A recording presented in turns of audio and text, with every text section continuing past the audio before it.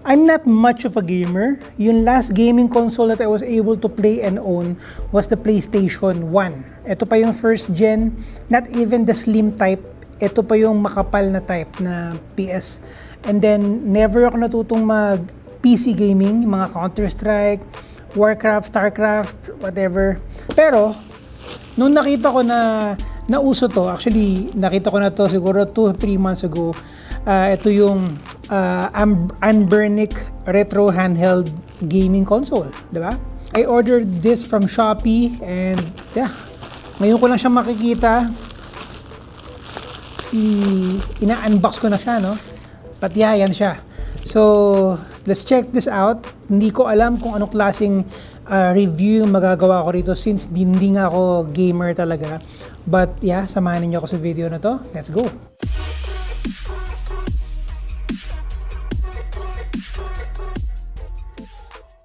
Hey guys, what is up? This is Rai and welcome to the channel. And kung bago kayo sa channel na to, please subscribe and hit the bell icon so you never miss a video.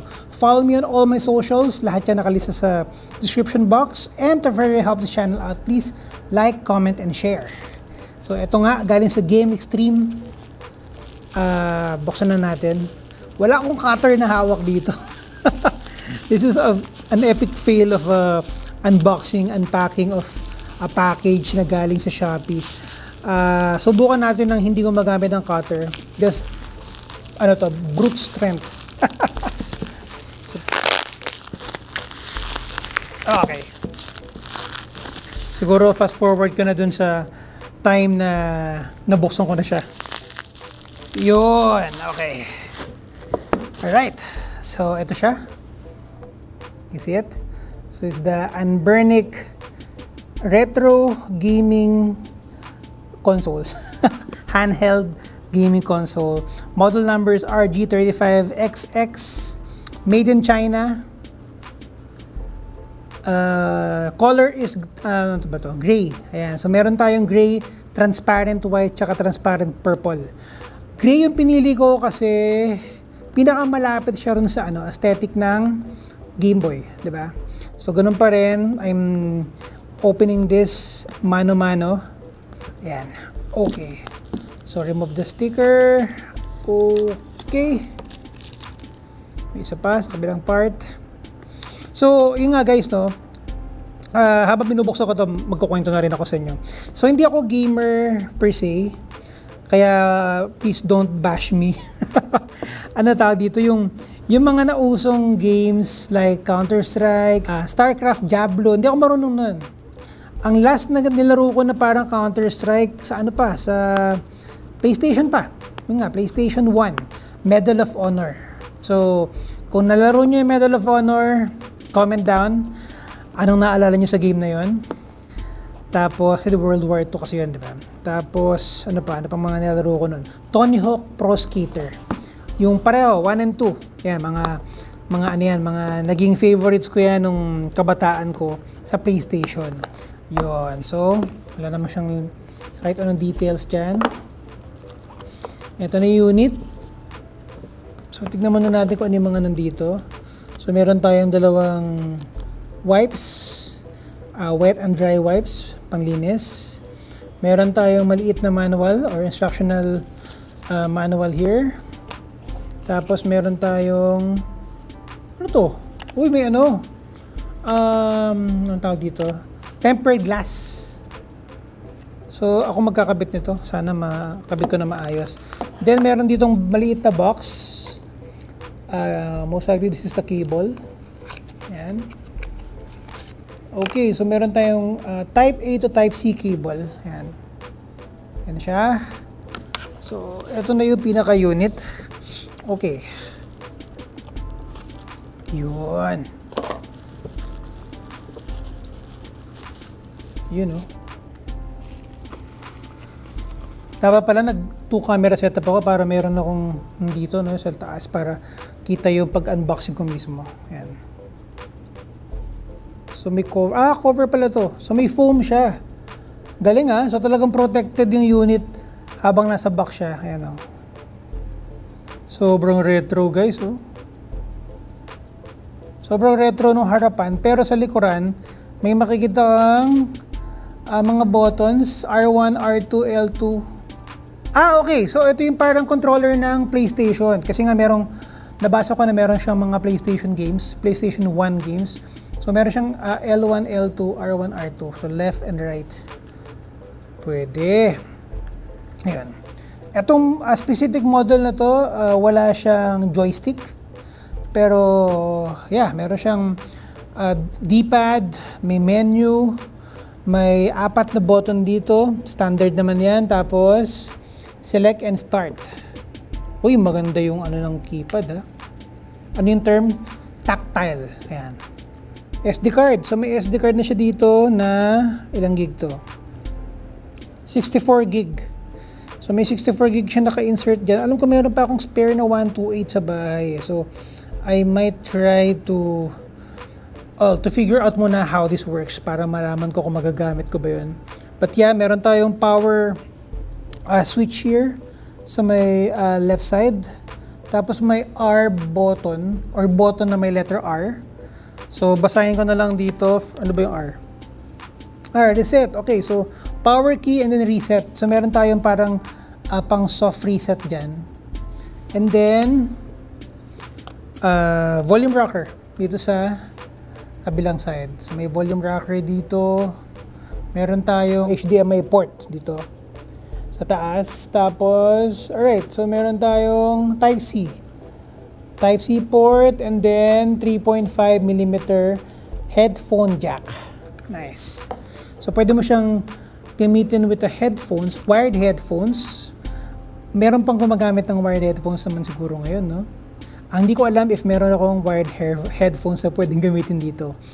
I'll just check it out sa bahay siguro. Bahala na kung meron. But yeah, let's turn it on.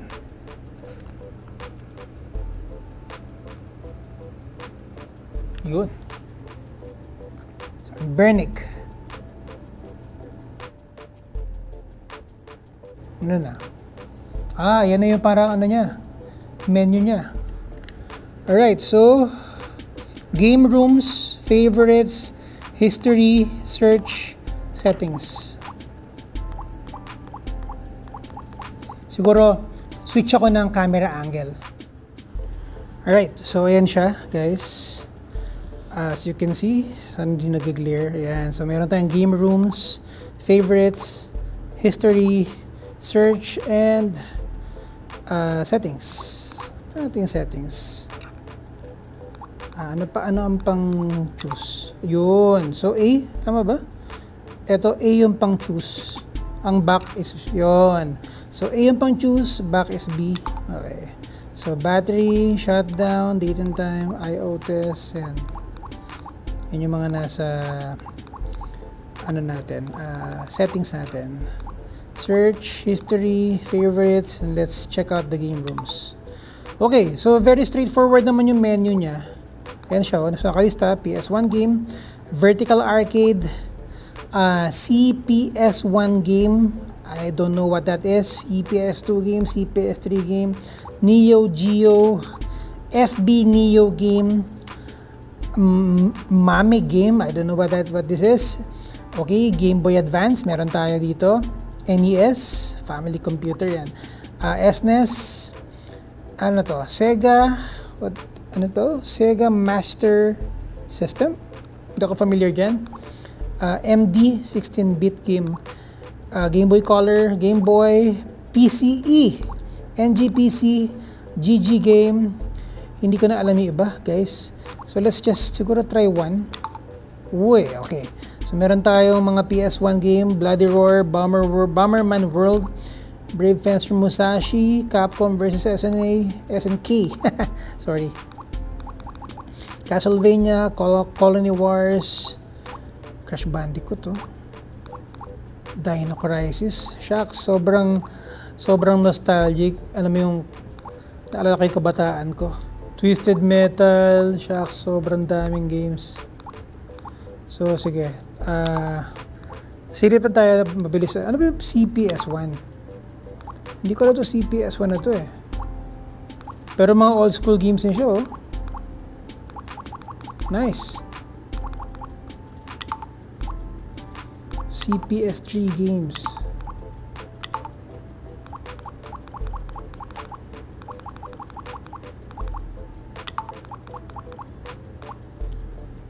Family Computer. Contra, Super Contra, Double Dragon. Nice. Ayun. So, walang Super Mario, no? Wala akong nakikita ng Super Mario Brothers. So, baka hindi nila kayang, kuhanin for this one. Na, hindi ako sure kung ano yung ginawa nilang licensing for the games. If meron man. Then, alam ko, merong mga naglalagay ng games dito. So hindi ako familiar sa process. Kumbaga kung bibili kayo nito, kayo pa rin ang bahala. So, kayo masusunod kasi unit nyo yan.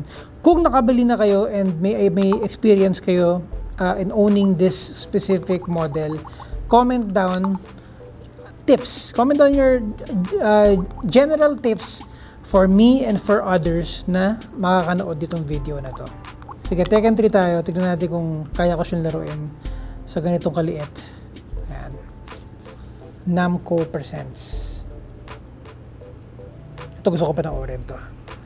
So, meron siyang ganda. Ganda yung volume ito.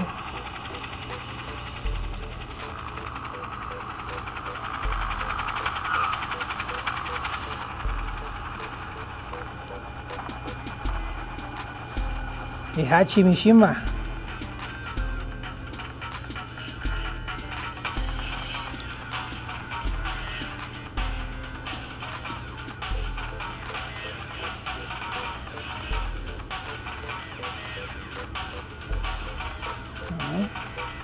Si Forrest tsaka si Martial Law.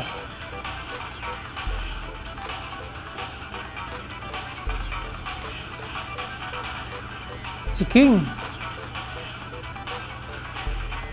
Si Xiaomi, tama ba?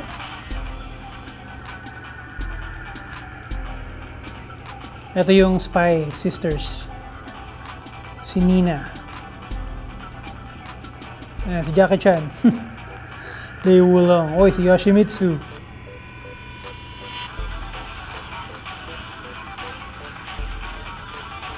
Si Warang. Ayan.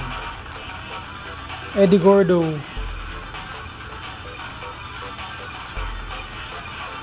Jin Kazama. Ito yung bida. Tekken 3. Ayan. So talaga pinanood na ba? So arcade mode tayo. Start. Xiaoyu pala. Xiaomi cellphone yun eh. Xiaoyu. Okay. Paul. Hindi ko na maalala yung mga moves dito. Yeah. Lei versus Law.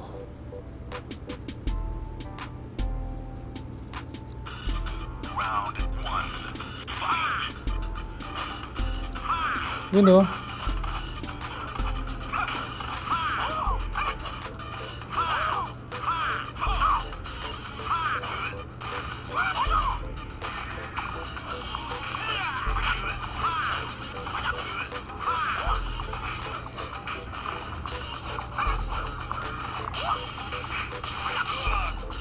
Mukhang matatalo pa ako ah. Talo pa nga talaga.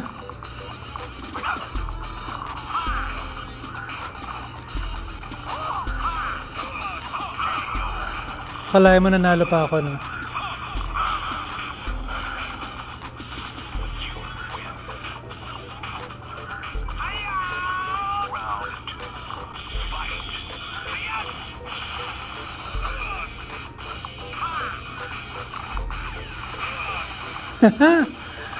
I'm just, alam mo yun, sobrang nanguhula lang ako ng mga pinipindot ko.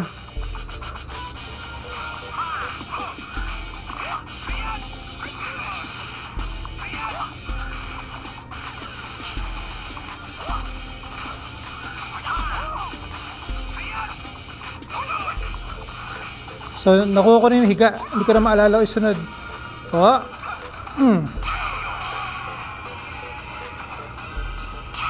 Oh guys, not bad for my first try.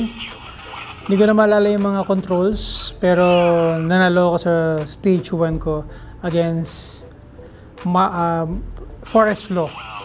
Teka, pause ko lang muna, mag-reset tayo kasi yun na muna tayo. Okay, how do I go back?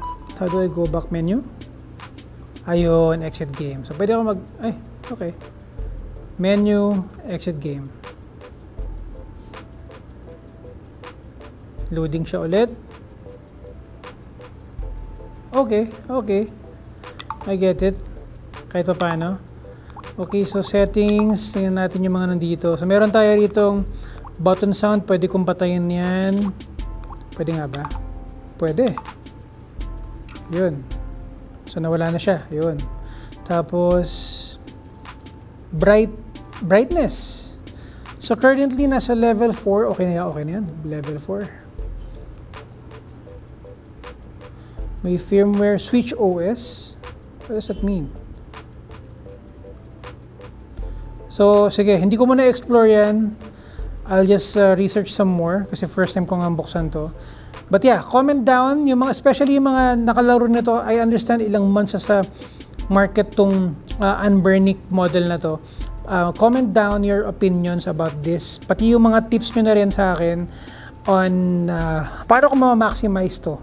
Tapos kung paano rin magdagdag ng game kasi gusto kong dagdagan to ng mga nilalaro kong game like Tony Hawk Pro Skater, yung mga ganun. So, comment down your opinions down below and subscribe with notifications turned on. Salamat sa panonood. I'll see you on the next one.